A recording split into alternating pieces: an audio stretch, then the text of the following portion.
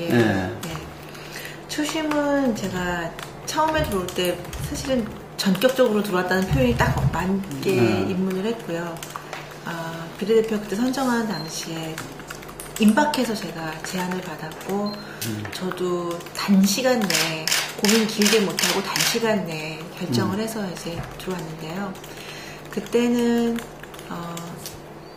제가 가지고 있던 생각들이나 제가 이제까지 글로 썼던 것들을 만들어 볼 수 있지 않을까. 법이든 정책이든 그런 생각들이 있었고 대선 때까지 여기에 치중했었어요. 그래서 법안도 만들고 상임위 활동이나 다른 부처와의 활동할 때도 제가 이제까지 했던 말의 같은 맥락 선상에서 제가 썼던 논문들이나 보고서와 같은 선상에서 연속성을 가지고 일하려고 많이 노력을 했었어요. 그러니까 정책 중심으로 정책 전문가가 되고 싶었죠. 예. 사회학이고요. 사회학 중에서 사회 계층론에서 노동시장 계층론입니다. 네. 그리고 이제 보통 사회학 같은 경우에는 하나만 하지 않고 그 노동시장을 하다 보면은 주변 관련된 다른 분야도 연구를 해야 되니까 주전공, 부전공을 하는데 부전공은 인구학, 그 다음에 가족, 그리고 이제 통계방법론이 제 부전공이에요. 예. 저는 새누리당, 한나라당 시절에 새누리당의 그 최대 강점은, 진짜 뭐 뼈를 깎는 고통이라는 상투적인 언어가 아니라 정말 환골탈퇴하는 그 쇄신에 대해서는 그 노력은 저도 높이 평가해요.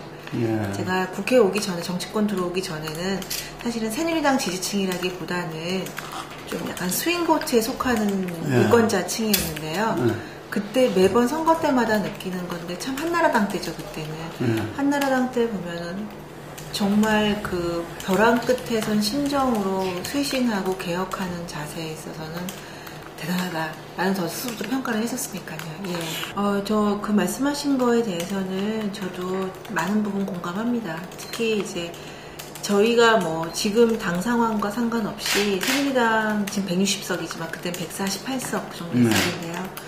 그 당시에 148명의 새누리당 의원들이 다 같이 나서서 어려운 선거 치렀고요. 근데 저희 노력 그 이상으로 국민들이 지금 박근혜 대통령 그 후보 시절이죠. 후보에 대한 전폭적인 신뢰를 보내주신 것도 저희가 매우 감사하게 생각을 하고 있고요. 그런데 그 전폭적인 신뢰를 보내주신 거에 대해서 100% 만족 못 시켜드리는 부분이 있다는 거 저희가 솔직히 시인합니다. 예. 말씀하신 대로 예로 이제 기초연금을 들으셨는데 제가 대선 때 2012년 이제 5월부터 복지위에 있었어요. 그러니까 기초연금, 그다음에 4대 중증 질환. 상임이네요. 예. 그러니까 그 이제 지금 말씀하신 지난 대선 때 가장 뜨거웠던 우리나라 복지 문제의 그 중심의 공약입니다. 그 두 공약을 저희가 이제 복지위에서 해당 상임위에서 열심히 싸웠던 게 아직도 기억이 생생하고요. 특히 이제 보육 문제까지 해서 저희가 야당하고 굉장히 많이 갈등도 있었고 싸우기도 하고 그리고 그 공약을 잘 만들었기 때문에 대통령이 또 되시는데도 큰 도움이 됐다는 것도 저희가 인정을 하고요. 근데 특히 이제 기초연금 부분에서는 어느 정도 저희가 모든 어르신이라는 그 문구 자체에 대해서 모든에 해당되지 못한다는 거에 대해서 저희도 인정합니다. 네.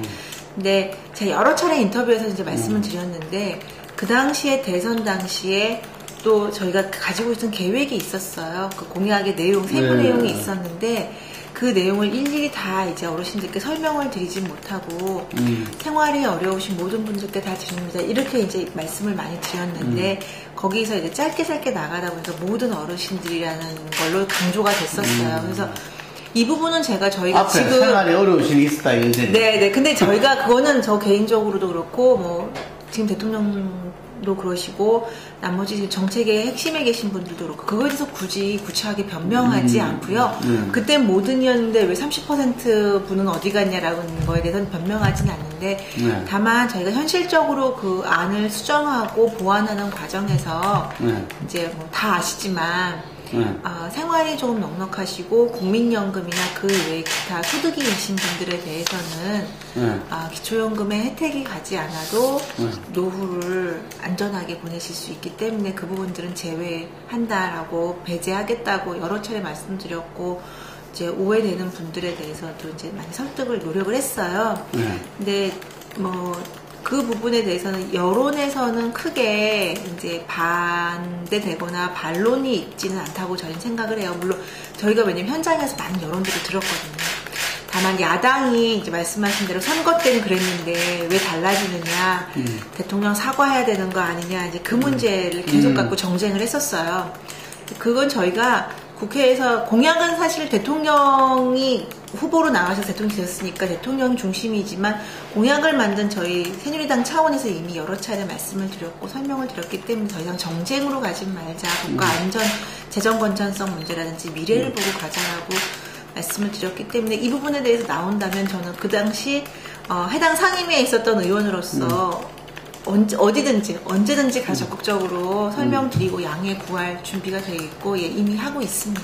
제가 비례대표 들어와서도 그렇고 초반에 그래도 정치 경험이 전혀 없는 사람이 들어와서 그래도 제 나름대로는 제가 스스로 평가할 때 이 정도 자리를 잡고 정치 활동을 하고 국회의원으로서 활동을 해서 어느 정도 인정도 받고 평가받는 그 기저에는 말씀하신 대로 국회 정치, 여의도 정치가 이전과는 80년대나 90년대 초반까지 있었던 그 정치 문화나 정치 행태와는 분명히 달라지고 변화가 됐기 때문에 가능하다고 생각합니다. 그러니까 말씀드렸듯이 저는 새누리당 전통적인 지지층이 아니었고, 이제 선거 정치학적으로 얘기하면 스윙보트에 속하는 제가 유권자층이었는데, 그때 봤을 때 정치는요, 정말 말씀하신 보스 정치, 계파 정치. 누구 사람. 그래서 주로 하는 평가가 야합. 그러니까 합의가 아니라 야합이다. 이런 얘기를 많이 듣고요. 그리고 주로 싸우고. 그리고 정책은 실종돼 있고, 왜냐면 제가 연구자 입장에서 많은 정책 보고서도 하고 논문을 쓰다 보니까 알죠. 정책의 핵심이나 알맹이 다 빠져버리고 결국에는 정치인들끼리 싸우다가 법이 뭐가 통과됐는지 국민들은 알지도 못하고요. 그래서 실제로 내가 어떤 혜택을 받고 있는지도 모르고요. 복지 정책이 없진 않았을 거예요. 그 시대 때도. 그런 분위기가 아니었나라는 제가 그 생각을 가지고 있었어요. 그래서 저도 학자였고 연구자였지만 정치에 대해서 굉장히 부정적인 생각을 많이 갖고 있었던 사람입니다. 네. 그래서 선거도 안 한 적도 사실은 있었고요. 물론 이제 제가 유학 갔다 와서는 계속 선거는 열심히 했지만 대학 때나 이때는 젊었을 때 20대 때는 선거를 안 한 적도 있었어요. 투표를 안 했다는 하면 뭐해? 네, 투표를 안 한 거죠. 하면 뭐해? 이런 생각인 거죠. 지금 허무주의 젊은 층들이 가지고 있었던. 근데 제가 막상 들어오게 된 계기나 결심했던 것도 박근혜 비대위원장 시절 때는 제가 이제 충분히 어느 정도는 성숙돼 있는 상황이었기 때문에 뉴스도 많이 받고 정치권에 대한 이제 관심을 가지고 보면 그 생각이 들었었어요. 이번에 박근혜 그때 비대위원장이 되시던 아니면 누가 야당이 되든 그때의 이슈로서는 정치권이 이제 좀 변화하겠구나라는 생각 하나. 그 변화의 방향이 무엇이냐면 제가 개인적으로 관심 있어 하는 우리나라가 복지국가로 발돋움하는 그 기반을 확실히 다질 수 있겠고요. 저는 박근혜 대통령이 지금 5년 임기를 다 맞춘다고 해서 우리나라가 복지 선진국이 되지는 못한다고 봅니다. 감히 그렇게 말씀드려요. 대통령이 굉장히 많이 노력하고 계신 걸 제가 알매도 불구하고. 하지만 지금 대통령께서 생각하고 계신 걸 다 실현을 한다면, 구현을 한다면 우리나라가 복지 선진국으로 가기 위한 기초를 다지는 데는 성공한 대통령이 되실 거라고 생각하고 그렇게 되시기를 저는 여전히 지금도 믿고 기대하고 있고요. 그 차원에서 제가 대선 때도 신나서 일을 했던 가장 큰 이유는요. 공약을 만들고 주변의 의원들과 토론하는 것이 야 이거 어떻게 꼼수 부려 이게 아니라 정말 진지하게 이론적인 논의가 무엇이고 서구에서는 어떻게 하고 있고 해외 사례는 어떻게 하고 그래서 국내 현실에는 어떻게 맞게 조정을 해야 되고 여기에 대한 부수 예산은 어떻게 진행이 됐고 이제까지 역대 정부에서 어떤 방향으로 진행이 됐고 실패한 것과 성공한 부분들을 다 비교 검토를 한 공약을 만들었어요. 하나하나 공약에 대해서 이렇게 한 줄, 두 줄이 아니라 이만큼 두꺼운 다 자료집이 첨부가 됐었습니다. 저희가 공약을 만들 때는. 그것들을 이제 후보께 설명드리고 후보도 공부하시고 다른 공약단에 있는 다른 의원들도 같이 공부하고요. 그러니까 외부에서 만들어준 거를 외부 전문가나 뭐 교수진들이 만들어준 거를 의원들이 받아서 후보가 그냥 읽은 게 아니라 의원들이 만들고 의원들이 공부하고 후보도 같이 공부하고 서로 설득하는 과정을 거쳤어요. 저는 그래서 여전히 지금도 자부심을 느끼고 국민들이 국회에 대해서 많은 비판이 있고 실망이 있죠. 저도 너무 잘 알죠. 제 주변 가족부터 얘기를 하니까.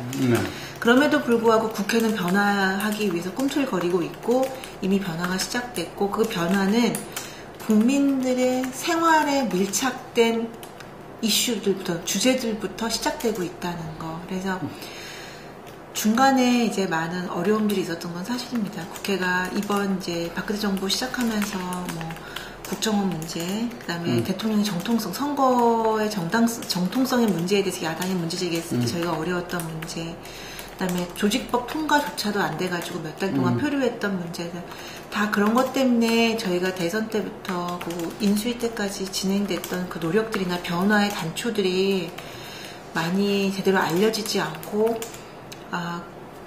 좀 어떻게일까요? 정체 상태에 있는 게 매우 안타까운데, 이번 총선 준비를 저희가 이제 시작합니다. 그 총선 준비를 계기로 저희가 대선 때 그 동원했던, 대선 때 가동됐던 그 에너지나 그 방향이 이어지고 더 업그레이드된 상태로 국회를 만들어 보려고요. 새누리당부터 변화시키려고 노력하고요. 또 아시겠지만 지난번 저희 원내대표 교섭단체 연설 때도 유승민 대표가 말씀하셨지만 합의에 정치해야 된다. 그러니까 공무원 연금 우리 대표님께서 말씀하셨지만 인기 없는 정책이에요. 근데 이거 안 하면 당장 내년부터 하루하루 몇백억씩 지금 저희가 빚을 내서 내야 되는 상황입니다. 아시겠지만 계속 세수는 줄어들고 있다고 나오잖아요. 경기가 불황이기 때문에 내년부터는 빚은 늘어나요. 연금 하나 때문이라도. 그러니까 이렇게 서로 인기 없지만 국가 미래를 위해서는 어렵더라도 합의 정치하자고 하는 게 이제 원내대표의 주장이었고 그 큰 틀에서 그 많은 이슈들을 이제 말씀하셨었는데 이거를 국민들께서 힘을 실어주셨으면 그러면 국민들께서 지금 실망하고 계신 국회, 정치권, 여야 이 문제를 푸는데 저희가 좀 힘을 얻을 수 있을 것 같아요. 국민들께서 이제 비판은 하시면서 저에게 힘은 안 실어주시면 어쨌든 저희는 국민들께서 뽑아주신 사람들이거든요. 그러니까 그래도 일을 해야 돼요. 임기까지 마칠 때까지는. 그러려면 합의 정치해라 라고 국민들께서 비판을 채찍을 들어주시지만 그래도 당근이 다른 게 아니라 힘을 실어주시는 모습을 좀 해주시면 저희가 전 새정치민주연합도 그 당시에는 이름이 달랐지만 새정치민주연합도 비슷한 정책 이슈 중심의 선거 체제였었다고 생각을 합니다. 그러니까 그런데 그 이후에 이제 몇 가지 어려움 때문에 여야가 다 약간 정체기를 겪고 있는데 그 발전을 같이 할 수 있도록 좀 힘을 좀 실어 주십사라고 말씀. 저희는 그때 대선 그 선거날 당일을 제가 회상을 하면 제가 그날 이제 위경련이 나가지고 이제 집에 있다가 집에서 이제 좀 쉬다가 이제 오후에 당사를 나왔는데요. 제가 경선 때부터 대선 때까지 경선 때는 이제 경선 후보였죠. 대통령께서. 그리고 대선 때는 저희 새누리당 후보였었으니까 여성 특보를 했었습니다. 그러니까 누구보다도 사실 많은 대통령이던 그 지금 정부에 대해서 청와대든 만일에 국민들이나 야당이 비판을 한다면 그 비판의 많은 부분에 책임을 져야 하는 사람 중에 제가 한 사람이라고 저는 생각을 해요. 대통령께서나 청와대에 계신 분들이 어떻게 생각하는 거와 상관없이, 왜냐면 제가 여성 특보를 했었기 때문에. 근데 이제 그때 정말 제가 위경련이 날 정도로 긴장을 많이 했었어요. 그리고 그때 한번 또 선거 결과 출구조사라고 그러죠. 그때 오보도 났었어요. 출구조사가 미리 유출되면서 뭐 저쪽이 이겼다라는 오보도 났었고, 한 군데 그래 놨어요. 네네네. 오보도 있었고요. 이제 그러면서도 끝까지 저희는 믿었죠. 저희는 일선에서 뛰는 사람들로서는 믿음이 가장 중요한 게 믿었죠. 그리고 이제 되셨는데, 생각보다는, 저는 개인적으로 그렇게 생각했으면 생각보다는 차이가 컸다라고 생각을 했어요. 저는 더 박빙이 아닐까라고 생각을 했었어요. 그리고 아시겠지만, 대표님 더 잘 아시지만, 그 당시에 선거 때, 이번 대선, 지난 대선 때가 새누리당이 안 된다라는 분위기가 사실 컸습니다. 그렇죠. 저희는, 저 개인적으로도 그렇고, 당내에서도 그렇고, 대통령 개인의 역량이 컸다라는 점에 대해서는 부인하지 않아요. 예. 대통령에 대한 절대 지지와 믿음을 보내주신 국민들께서 계셨기 때문에 그 어려운 선거에서 저희가 생각했던 것보다 큰 표차로 이제 대통령이 되셨다라고 생각을 합니다. 그런데 그럼에도 불구하고 역대 선거에 비해서는 표차가 작았죠. 물론 그 선거 자체보다는 저희가 생각했던 것보다는 많이 났지만 역대 선거에 비교해서는 표차가 작은 거죠. 그래서 대통령께서도 그때 이제 당선자 신분으로서 대통합 하시겠다라고 했고, 인선의 시간이 항상 오래 걸리는 문제도 저는 그 문제라고 생각을 해요.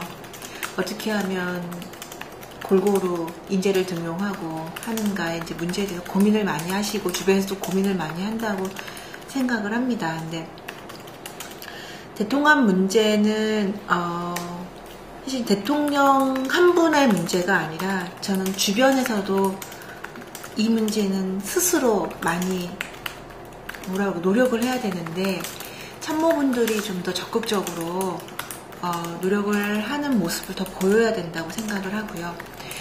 조금 다른 얘기인데, 이러면 또 야당이나 비지지층, 그때 지지하지 않았던 분들에 대해서 화살을 돌리냐라고 이제 말씀하실 것 같아서 굉장히 조심스러운 문제긴 한데, 저는 이 대통령이나 중요 국무위원 자리에 계신 분들에 대해서 제 역할을 못한다라고 그 직에 대해서 비판하는 거에 대해서는 저는 그 자리에 있는 고위 관료하시는 분들, 대통령을 포함해서 고위직에 계신 분들이 겸허하게 수용을 해야 된다고 생각합니다. 당신들이 이런 역할을 해야 되는데 이 역할을 제대로 못하고, 이걸 해야 되는데 제대로 못하고 있고, 저는 그 비판에 대해서는 적극적으로 수용을 해서 그 비판을 갖다가 더 해소시킬 수 있도록, 불만을 해소시키기 노력을 해야 된다고 생각하지만, 문제는 사람에 대한 인신공격으로 그 비판이 변질돼서 비판이 아닌 비난으로 흘렀을 때는 이거는 국론은 분열될 수밖에 없다고 생각하는데요. 이번 19대 국회에 들어와서 대선 때부터, 그리고 지금 정부 18대 대통령 되신 이후에 청와대와 정부에 대한 야당의 이제 비판은 직에 대한, 그 역할에 대한 비판도 물론 있었지만 그거보다 훨씬 크게 사람에 대한 비난이 더 큰 게 아니었나.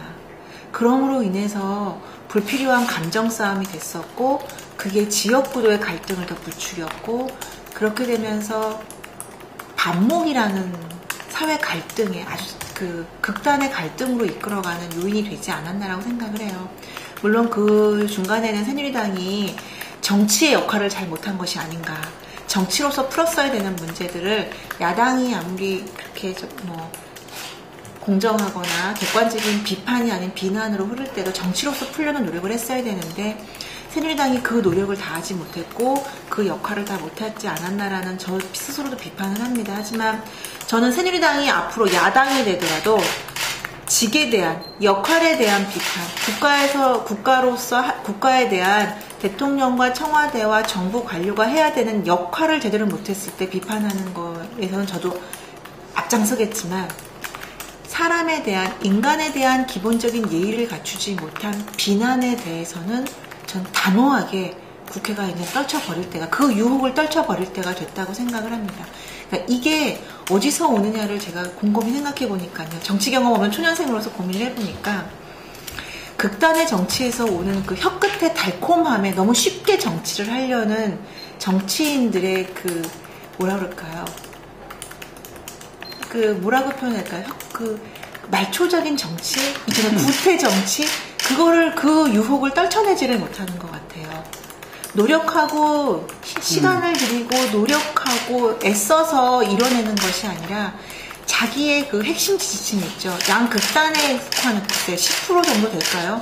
각 진영의 10% 정도 되는 극단의 지지자들만을 만족시키는 이런 쉬운 정치를 하려고 하는 우리나라 정치권이 이제는 그 구태 정치나 극단의 정치를 그 유혹을 떨쳐버릴 때가 됐다. 21세기 대한민국 정치에서는. 이제 그 말씀하신 부분, 그 우려 저희도 갖고 있었고요. 그러니까 황교안 지금 지명자에 대한 우려가 아니라 이제 앞으로 총리가 되실 분에 대해서는 이런 바람, 기대, 뭐 두 대표님도 그렇게 말씀하셨고요. 그 전에도 황우여 부총리는 제가 원내대변인 하기 이제 당대변인을 했었는데요. 1년 반 넘게. 그때 제가 모셨던 분이고요. 황우여 부총리는 제가 개인적으로 존경하는 분이고요. 황희 정선 같은 분. 예. 그러니까 제가 이제 대선 끝나고 바로 대변인 그때 인선할 때 대표님이셨죠. 대표님 시절에 저를 발탁해 주신 분이고 제가 대변인을 원만하게 대변인직을 할 수 있도록 정말 많이 도와주시고 믿어주시고 예, 가르쳐 주신 분이에요. 그래서 저로서는 정치계의 몇 분의 멘토네. 예, 멘토, 스승을 뽑고봐라라고 하면 꼭 들어가시는 분이라서 저는 개인적으로 황우여 대표님, 그러니까 부총리께서 뭐 총리가 되신다고 해도 저는 두 팔 벌려 환영이죠. 근데 지금 이제 국민 대통합의 문제, 국민의 기대가 있는데 이제 그 문제에서 황교안 지금 지명자가 걸어왔던 길하고는 좀 다른 게 아닌가 이제 말씀을 하시는데 그런 우려가 있는 것도 저희 당으로서는 충분히 알고 있습니다. 왜냐하면 법무장관으로서 보였던 이미지와 이제 활동이 있었으니까요. 근데 한 가지 이제 저희가 그래도 기대를 걷는 부분이 있다. 그 부분은 뭐냐면 법무장관으로서 했던 역할과 그 당시 법무장관으로서의 그 정국이 강성 이미지를 보일 수밖에 없는 이미지였던 건 아까 계속 제가 말씀드렸지만 그 상황이었었던 거는 맞고요. 거기에서 현재 국정 기조를 유지하기 위해서는 황교안 법무장관으로서는 그 직을 충실히 수행하기 위한 자신의 모습을 보였다고 생각을 합니다. 근데 그 와중에 이제 말씀하신 대로 국민들이 보시기에 불편한 거, 야당이 보시기에 만족스럽지 못했던 부분이 있는 것도 저희가 이제 인정을 하고요. 그래서 제가 어제도 논평을 할 때 이제 비공식 구두 논평이긴 했는데 뭐라 그랬냐면요. 대통령 국정 철학 잘 이해하고 계시고 실천 잘하고 계셨던 분이니까 총리직 잘 수행할 거라고 기대한다. 그런데 현재 우리 사회가 겪고 있는 가장 큰 두 가지 문제가 뭐냐면 지역 갈등 문제와 사회 계층 간의 양극화 문제다. 통합이라는 문제와 공정사회 건설이라는 것이 총리로서 해야 하는 또 다른 역할이다. 이거에도 절대 간과하지 마시고 법치나 이런 국정과정, 그러니까 법치나 정치개혁 문제뿐 아니라 사회 통합과 공정사회 질서에 대해서도 법무장관이 아니라 총리이기 때문에 꼭 이 역할도 해주셔야 된다라고 제가 제가 논평을 했어요. 저는 사실은 방점은 후부분에 있었습니다. 워낙 앞부분에 이제까지 잘 해오셨으니까요. 그래서 총리직이라는 건 법무장관 직과는 다르기 때문에 본인이 분명히 그거에 대한 시야를 열 거라고 저는 생각을 하고요. 그렇지 않다면 청문회에서 이제 다 검증이 되겠죠. 인사청문회 저희가 준비하고 있는데 인사청문회를 통해서 여당도 분명히 저희가 검증할 겁니다. 그래서 이분이 이제까지 보여왔던 법무장관으로서 법치와 개혁에 대한 소신 이외에 그것뿐 아니라 어찌 보면 더 중요할 수 있는 사회 통합과 공정사회 문제, 계층 양극화 문제에 있어서 총리직에서 어떤 비전을 가지고 계시고 어떻게 할 수 있는지 자신의 잠재 능력이 무엇인지에 대해 저희가 검증을 할 겁니다. 그래서 이것이 검증이 통과돼야 총리가 되시는 거니까요. 그래서 걱정하시는 부분에 대해서 황교안 지명자가 충분히 준비하고 그래서 성과를 낼 수 있도록 저희도 돕고 또 검증하는데 큰 역할을 하겠습니다. 예. 유승민 원내대표님하고 제가 개인적으로 직접 친해지기 시작한 건 19대 국회에 들어와서입니다. 그 전까지는 일방적으로 제가 아는 학자이자 정치인이었지 유승민 대표님이 저를 뭐 직접적으로 잘 알고 저에 대해서 그러시진 않았어요. 저는 이제 계속 봐왔던 분이니까요. 그 순간의 인기 때문에 아까 말씀드린 혀끝의 달콤함 때문에 본인의 새치혀를 놀리시는 분은 아니라는 믿음. 스타일 아니에요. 예, 제가 그거에 대한 믿음이 있고요. 그리고 선거가 굉장히 중요하지만 선거 이후에 지키지 못할 본인 입으로 얘기했고 약속을 한 거를 지키지 못할 것들에 대해서 그렇게 교섭단체 대표 연설에서 강하게 주장하실 그런 인성의 소유자는 아니라는 믿음 때문에 저희가 같이 이제 동지라는 이름, 동료를 떠나 동지라는 이제 이름으로도 저희가 같이 도와드리고 같이 일하고 토론하고 하는데요. 유 대표님의 그 연설문에서 물론 본인이 다 한 글자 한 글자 다 직접 쓰셨습니다. 토론도 있었고 주변의 지인들과 토론도 있었고 뭐 많은 조율도 있었지만 그럼에도 불구하고 당신이 애정을 갖고도 한 글자 한 글자 쓰신 부분이고 선거라는 거를 정치인이 무시를 결코 못하지만 선거용으로서 하신 말씀이라고 본다라고 하면 유승민 대표뿐 아니라 새누리당에 대해서 상당히 많은 오해를 하시는 것이다. 그리고 새정치가 만일에 그렇게 생각한다면 큰 코를 다칠 수 있다라고 제가 이제 감히 말씀을 드릴 수 있고요. 저는 서민의 정당이라고 얘기하면 아니 제가 아까 말씀드린 건 새누리당에 있는 분이 그렇게 이야기했다고. 그러니까 새누리당에 있는 새누리당도 스펙트럼이 되게 넓어요. 대표님. 그래서 새누리당에 계신 분들 중에서도 전적으로 동의하는 분. 아예 반대하는 분, 선거 전략이든 뭐든 아예 반대하는 분, 말씀하신 대로 반신반의하는 분, 또 내가 나랑은 노선은 다르지만 선거 위에서는 도움이 된다라고 생각하시는 분들 다 다양하다고 생각합니다. 그분들의 생각들은 뭐 전 다 존중하고요. 나름대로 새누리당 스펙트럼 넓다는 거에 대해서는. 다만 이게 선거용이 돼서는 안 된다고 저 개인적으로도 생각을 하고요. 저 개인적인 얘기입니다. 이건 대표님과 상관없이. 왜냐? 그 첫 번째 이유로 말씀하신 서민정당이라는 거에 놀랬다. 새누리가 무슨 서민정당이냐 그렇게 말씀하셨는데요. 우리나라는 이때까지 제가 봤을 때 우리나라 정치사를 봤을 때 70년대 때 지금까지 우리나라는 계층지향적 정당이 없었다고 저는 감히 말씀드립니다. 미국처럼 민주당과 공화당이 있고 공약이 자기 지지 계층이 확실하고 경계선이 있고 그 계층을 위한 공약이 돼서 그게 표로 연결되는 그런 정치권, 정치 구도라고 한다면 우리나라에서도 감히 저희는 특정 계층을 위한 정당이라고 말을 할 수 있겠죠. 예를 들면 노동자 정당, 말씀드린 중산층 이상의 정당, 공화당처럼요. 그 다음에 중산층 이하의 취약계층을 위한 정당 이렇게 나눠서 말을 하거나 아니면 직능별로도 얘기를 할 수 있겠죠.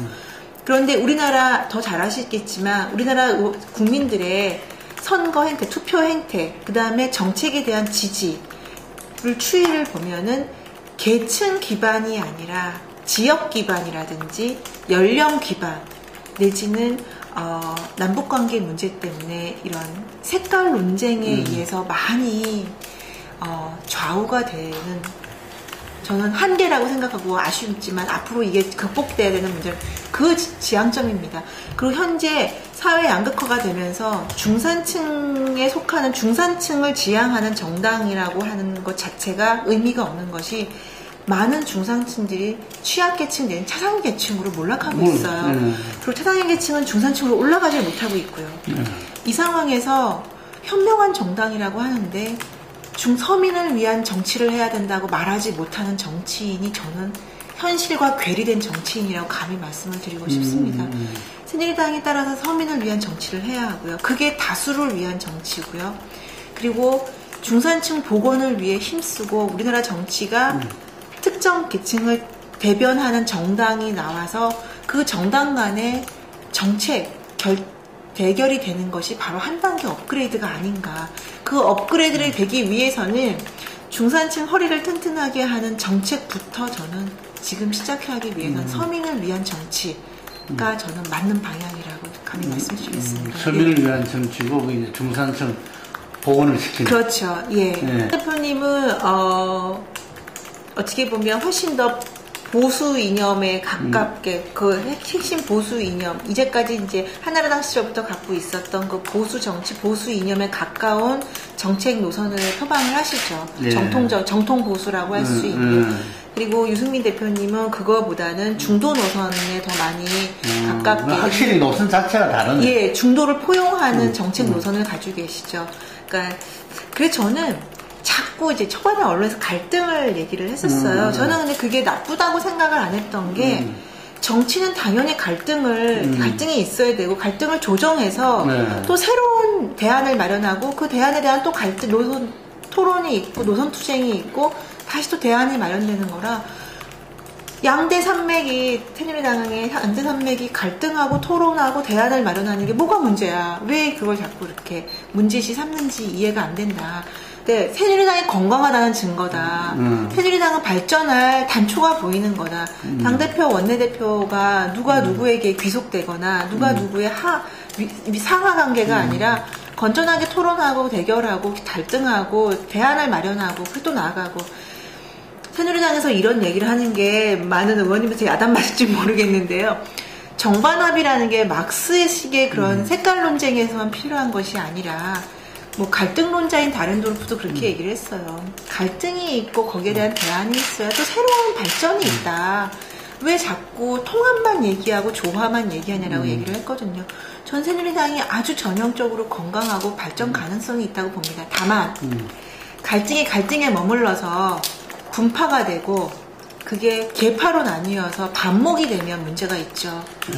그런데 지금 상황은 저희가 그렇게 우려할 상황이 아니고 토론과 논쟁과 약간의 갈등이 있지만 대안으로 나갈 수 있는 두 대표님의 그 정치력이 있다라는 거에 저희가 생각을 하고요. 그리고 그 외 의원님들도 많은 부분에 마음이 열려 있다는 점에 대해서 물론 안 그러 저 얘기에 반론을 제기하시는 분들도 계시겠죠. 이거 자체가 저는 건강하다고 생각을 해요. 개인적으로는 그렇지 않다고 생각을 합니다. 저는 그리고 이미 뭐 대표님께도 말씀드린 적이 있고요. 두 대표님께 다 제 의견을 왜냐면 제가 보수혁신위원회에 소속돼 있었기 때문에 보수혁신위에서 1차적으로 오픈 프라이머리 국민 완전 경선제를 통과시켰어요. 보수혁신 안으로. 저는 그때도 분명히 토론을 했고요. 그리고 제 부대 의견을 달아서 통과시킨다고 김문수 전 위원장께서 말씀을 하셨고 의총 때도 나 의원들하고 얘기할 때도 전 분명히 제 소신을 얘기를 합니다. 그런데 전적으로 반대라는 게 아니라 말씀하신 대로 저는 정치적 소수자의 문을 열어줘야 된다고 생각을 하고요. 그리고 정치 신인이 분명히 들어올 통로를 마련해줘야 된다고 생각합니다. 국민 완전 경선제는 이론적으로는 맞습니다. 이론적으로는 맞아요. 국민들이 각 지역에 당신들이 원하는 지역 일꾼을 가서 경선을 후보도 뽑고 그 후보가 본선에 나가서 상대당과 경쟁을 해서 나가고 그런데 국민 완전 경선제를 실시했던 몇몇 사례를 보면 해외 사례죠. 몇몇 사례를 보면 첫 번째로 국민들이 참여를 하지 않습니다. 그래서 이거는 동원선거, 조직선거, 돈선거. 그랬죠. 예, 맞습니다. 예, 그게 우선 문제고요. 선거법 위반 혐의죠, 이거는. 눈 가리고 아웅식의. 이 위험이 저는 매우 높다고 보고요. 이건 정치학자들도 다 얘기하고 있고, 현실에서 현장 정치를 하시는 분들도 다 말씀하시는 문제고요. 두 번째는 제가 어떻게 말하면 전략공천으로 들어온 비례대표입니다. 이제 아시겠지만. 제가 이렇게 정치를 할지, 정치가 이렇게 중요하구나라는 생각을 아까 말씀하신 대로 민현주가 정치 매력에 푹 빠졌구나라고 말씀하시는 것처럼 이렇게 될 거라고는 저도 몰랐고, 저희 가족도 몰랐고, 제 동료들도 몰랐을 거예요. 저는 가능성이 있는 사람을 발탁해서 그 사람에게 기회를 주고 성과를 낼 수 있게 하는 것도 저는 기존 정치인들이 선배로서 후배에 대한 국민에 대한 도리고 예의라고 생각합니다. 내가 해봤기 때문에 이 좋은 기회를 비록 미리 들어와서 있진 않았지만 가능성이 있는 사람들에게 기회를 나눠주는 것들은 해야 할 의무이다라고 저는 생각을 하는데 국민경선제가 되면요 생업을 포기하고 정치를 하고 싶어하는 사람들만 저처럼 생각이 없었던 사람들은 아예 배제되고요. 그나마 내가 정치를 해야지라고 생각했던 사람들이 생업을 포기하고 지역 현장에 뛰어들어서 알 수 없는 기간 동안에 알 수 없는 비용을 투자하면서 해야 돼요. 하지만 그렇다고 된다는 보장이 없죠. 그런데 물론 그렇게 될 수 있는 분들도 있고요. 그렇게 저는 그래서 다 막자는 게 아니라 김무성 대표는 알아서 살아와야 되는데 돌아와야 되는데 그렇죠. 그래서 이제 생존력 있는 사람이 정치를 해야 된다고 말씀하시는 저는 그게 틀렸다고 생각하진 않아요. 제가 굉장히 좋아하는 황영철 선배님 같은 경우에도 도의원부터 다 하셨죠. 그렇죠. 굉장히 저는 감각도 좋고 많은 얘기를 하실 때 제가 쏙쏙 귀에 들어오는 부분들이 있거든요. 그런 분들도 존중돼야 되고 하지만 자기 영역에서 굉장히 성실하게 충실하게 가능성이 있는 인재들도 전격적으로 들어올 수 있는 길을 열어줘야 된다고 생각합니다. 한 20, 30% 정도는 전략공천이 필요한 거 맞습니다. 아니냐. 또 하나 말씀드려요. 여성과 장애인, 그렇죠. 취약계층들도 정치할 수 있는 기회를 열어줘야 됩니다. 여성이 무슨 소수냐, 여성이 무슨 사회적 약자냐라고 이제 많은 정치인들이 그러세요. 특히 정치권이, 우리나라 정치권이 여전히 가부장적이고요. 여전히 보수적입니다. 단지 보수적이지만 하면 괜찮은데요. 여야를 떠나서 가부장적인 문화가 가장 많이 남아있는 곳이 정치권이 아닌가라고 저는 생각합니다. 예. 최고위원데도 아무 정보도 없어요. 그래서 이거를 타파하지 않고 정치권이 이거를 나서서 옹호하는, 옹벽을 친다라는 거에 대해서는 저는 단호히 반대합니다. 그래서 제가 국민경선제라든지 경선을 전적으로 반대하는 것이 아니라 이거에 대한 대안을 마련하고 그리고 경선을 한다면 저는 찬성합니다라고 말씀을 드렸고요. 많은 분들이 중진위원님께서 다 수긍하세요. 근데 일단 그때 통과된 안은 그런데 그렇습니다. 세계 최하입니다. 아프리카보다 낫습니다. 그나마 비례대표를 지금 이제 했기 때문에 이 두 분 중에 한 분은 되도록 해놨기 때문에 짝수 이렇게. 그전에는 엄청나게 더 낮아지고. 그래서 0. 몇 %대를 벗어났는데요. 앞에 숫자가 붙긴 하는데요. 0이 아닌 숫자가 붙는데. 지금도 최하입니까? 지금도 거의 최하입니다. 아프리카보다 낫다고 보시면 돼요. 그러니까. 특히 정치인 플러스 그러니까 정부 부처의 고위 관리직까지를 포함한다면 굉장히 낮죠. 국회에서 폭력이 있어서는 안 된다라는 거. 폭력을 없애버렸다는 거에 대해서 저는 국회 선진화법을 매우 높이 평가합니다. 제가 그 당시에는 없었지만 18대 때는 저는 국회의원 자격이 아니었고 그게 통과됐는지 국회 선진화법이라는 것이 있는지도 19대 국회의원이 돼서 알았어요. 그때는 알지도 못했어요. 황우려 대표 주도해서 통과했어요. 네. 18대 때까지 사실 국민들 뉴스에서 정치권이 국민들 이목을 끌었던 거는 본회의장 서로 싸우는 본회의장 단상 점검했던 거. 문 밀치고 했던 거, 미디어법 통과할 때 해머를 두들겼던 그 화면들이 제가 아주 생생해요. 그런 모습들이 주로 국민들 눈에 비치죠. 조용하게 열심히 일하고 회의하는 모습들은 뉴스에 나와도 국민들이 시선을 끌지 못했었죠. 저는 그 차원에서는 전 선진화법을 높이 평가합니다. 근데 저도 당직자로서 회의를 여야 협상에 들어가 보고 이제 회의를 할 때 보면 정말 쟁점이 없는 법안들이 있고요. 상투적인 말이 아니라 정말 민생에 관련된 법안들이 있어요. 빨리 통과시켜야 돼. 이번에 지방재정법 문제도 그랬죠. 지난번에 문제도 그랬는데요. 담배 경고 문구 이런 것도 그랬었고.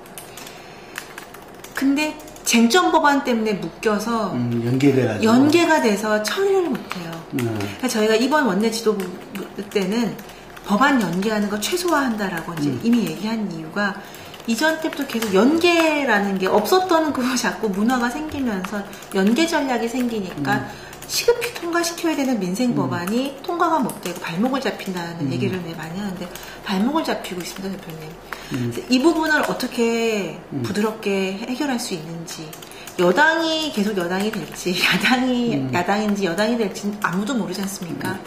이거는 최경환 대표 때부터 원내대표 때부터 논의가 됐었어요. 그래서 그린라이트법이라고 해서 쟁점 없는 법안은 바로 통과시키는 것처럼 초록색 리본을 달면 바로 통과하는 법안을 이제 해서 논의를 해야 되는데 그 논의조차 안 되고 있습니다. 그래서 폭력이라는 측면에서는 선진화법이 높이 평가받아야 되고 국회의 정치권의 문화를 한 단계 업그레이드 시켰다는 점은 충분히 인정하면서 그 정도의 논의들은 해나가야 되지 않을까라고 생각이 들어요. 그렇지 않으면 일단 국민들의 신뢰를 더 회복하기가 어려워지지 않을까. 아니 근데 선진화법은 그러니까 지금의 그 일부분이라도 개정이 되지 않으면 그린라이트라든지 이런 유 대표님이 말씀하시는 그 부분에 대해서만큼은 좀 개정이 돼야 보완돼야 된다. 보완돼야 그러니까 개정이라고 해서 있던 걸 없애는 게 아니라 보완이 돼야 그러니까 쟁점 법안은 기존은 유지하되 예를 들면은 연계시켜가지고 시급한 쟁점도 아닌 법안 이것도 같이 묶여 있는 거는 이제 극복되지 그래서 된다. 유승민 대표가 말씀하시는 거 이전에 최경환 대표 때 나왔던 그 논의들이 정리가 돼서 이 부분은 수정이 돼야 폭력으로 인한 국회에 대한 국민의 그 신뢰나 실망도 크지만 통과시켜야 되는 시급히 시행돼야 되는 법이 시행되지 못함으로 인한 민생고는 또 만만치 않을 거라고 생각을 합니다. 예. 박근혜 대통령 대선 공약이었습니다. 예. 첫 번째 공약이었고 이게 통과가 돼서 시행이 되고 있는데요. 여성 경력 단절 예방 문제, 그 다음에 저출산 문제를 갖다 동시에 이제 목표로 했던 법안이고요. 여성들이 임신해서 12주와 말기 36주 이후에는 유산과 조산의 위험이 가장 높은 시기예요. 병원에서도 절대 안정 취하라고 이제 요하는 시기인데요. 이때 여성들이 임신한 사실을 진단서를 회사에 제출하고 요구하면 통상 근로시간에서 2시간을 단축할 수 있습니다. 그리고 말기에도 마찬가지로 36주 이후라고 이제 얘기를 하면 신청을 하면 8시간에서 6시간을 단축 근무할 수 있고요. 임금은 삭감되지 않습니다. 지금 500인 이상에 대해서 시행을 하고요. 순차적으로 이제 이 기업 규모를 갖다가 확대할 예정입니다. 그래서 여성들이 이 부분은 본인이 신청하는 제예요. 원래는 자동으로 당연히 적용되게끔 했었는데 법안 심의 과정에서 신청제로 바뀌었던 가장 큰 이유 중에 하나가 임신 여부를 회사가 확인해야 되니까 진단서를 제출하면 이제 신청으로 되는 건데요. 이 부분에 대해서 과연 어떤 여성 근로자가 이런 걸 신청할 수 있겠냐라고 하는 두려움에 먼저 반응이 있었어요. 근데 여성 근로자들께서 자신들의 권리를 찾기 위해선 두려워하지 말고 적극적으로 신청하시면 이걸 신청을 갖다가 거부했을 경우 사업주는 과태료 내지는 그 이상의 처벌을 받게 되어 있습니다. 그러니까 꼭 여성 근로자들의 권리를 찾으시기를 부탁드립니다. 학자로서 먼저 말씀을 드리면 전 학자 시절에도 노동 유연성은 확보돼야 된다는 믿음이 있었고요. 그 중심으로 논문을 많이 썼었고요. 다만 노동 유연성이 어떤 유연성이냐, 사측에게 해고를 자유롭게 해주는 유연성이 냐 아니면 근로자들이 직장을 자유롭게 이동할 수 있는 유연성이냐, 이제 그 문제가 있는데요. 어제 저는 독일에서 그 노동 대개혁을 이뤘던 분이 와서 말씀하신 것의 핵심에 저는 주목을 했는데, 노동 유연성이 사측에서 주장을 해달라, 통과시켜야 된다라고 했을 때 해고를 자유롭게 하기 위한 유연성을 주장한다면 이거는 될 수 없다. 가능하지도 않다. 저도 거기에 동의합니다. 다만 해고한 조건에 대한 분명한 노사 합의가 있어야 되고요. 그리고 해고가 됐을 경우에 근로자들이 이직을 하기 위한 충분한 사측의 보호망, 안전망이 제공이 된 이후에 그 다음에 저는 유연성이 확보돼야 된다고 생각하고요. 제가 말하는 유연성에서 강조하고 싶은 거는 근로시간 유연성입니다. 근로시간을 지금처럼 경직되게 운영을 한다면 사측은 생산성 때문에 근로시간을 경직되게 운영을 하고요. 노측에서는 임금을 확보하기 위해서 근로시간에 대해서 양보를 하지 않습니다. 그렇게 되면 경제는 사이클이기 때문에 위기에 닥칠 수도 있고 호황기가 있을 수도 있는데요. 위기에 닥쳤을 때 해고로 문제를 해결한다고 했으면 노사는 그러니까 치열하게 싸울 수밖에 없고 분규가 나고 사측이나 노측 모두 다 잃는 게임을 할 수밖에 없고요. 이럴 때 근로시간을 탄력적으로 단축할 수 있는 합의를 이루는 그런 유연성이 가져가야 일본이나 독일처럼 경제위기가 왔을 때도 저는 이걸 실업률을 더 이상 하락시키지 않고 확보할 수 있다고 생각해요. 그런데 사측도 물론 반대하는 측면이 있지만 노측에서 근로시간 단축에 대해서 거부감이 굉장히 강합니다. 임금 삭감이라는 이유 때문에. 근데 쭉 역사를 보면 일본이 그 긴 경제 위기를 극복했을 때도 노사가 합의해서 근로시간 자율적으로 단축하고요. 3-4시간씩. 그랬다가 다시 호황기가 되면 물량이 늘어나면 근로시간을 늘리고요. 이 문제를 갖다 합의할 수 있는 문화가 정착이 돼야 되는데 신뢰가 쌓여서 우리 노사 문화가 그게 안 되는 게 제가 이론적으로는 소신이 있음에도 불구하고 상임위에서 참 얘기하기도 불편해요. 근데 저는 과감하게 얘기를 하고 있습니다. 특히 이번에 2년을 4년으로 계약 연장하는 기간제 근로에 대해서는 제가 전적으로 반대를 하고 있어요. 이거는 기간제 근로 비정규직의 고착화밖에 되지 않는다. 2년에서 정규직을 이동하지 못한다고 해서 기간을 늘려 노동시간 경력을 기간제나 비정규직에서 2년 더 늘린다고 정규직으로 이동이 높아진다? 그렇게 보지 않는다. 그렇기 때문에 이거는 비정규직을 고착시키려는 의도로밖에는 보이지 않기 때문에 이거는 고려해야 된다. 재고해야 된다라고 제가 상임위에서도 이미 얘기를 했고요. 이 문제점에 대해서는 저희도 여당이지만 철저하게 상황을 파악하고 현안 분석을 해서 대응할 생각이고요. 하지만 말씀드린 유연성의 문제는 지금이 20세기의 노동시장의 예전과 같은 내부 노동시장, 외부 노동시장, 그 다음에 정규직에 대한 대부분의 근로자가 정규직이고 소수가 비정규직인 노동시장 구조가 아니라 많은 사람들이 노동시간의 그 유연성을 활용할 수밖에 없는 상황이라면 노사가 합의점을 찾아야 된다고 생각을 해요. 그래서 노동시장 유연성은 제가 감히 말씀드리지만 우리 국가가 해야 되는 개혁의 큰 틀인 거는 맞다고 생각합니다. 네. 안녕하세요, 국민 여러분. 새누리당 비례대표 의원 민현주입니다. 저희가 지난 3년 동안이죠. 19대 국회 들어와서 국민들께 많은 어려움 드리고 고통 드린 점에 대해서 많이 반성하고 있습니다. 이제 남은 기간 동안 저희가 꿈꿀 수 있는 대한민국 만드는데 최선을 다해 노력하고 저희 19대 국회가 끝났을 때 국민 여러분들께서 이제 좀 미래의 꿈을 꿔볼까 라는 생각을 말씀을 하실 수 있도록 모든 노력 다하겠습니다. 감사합니다.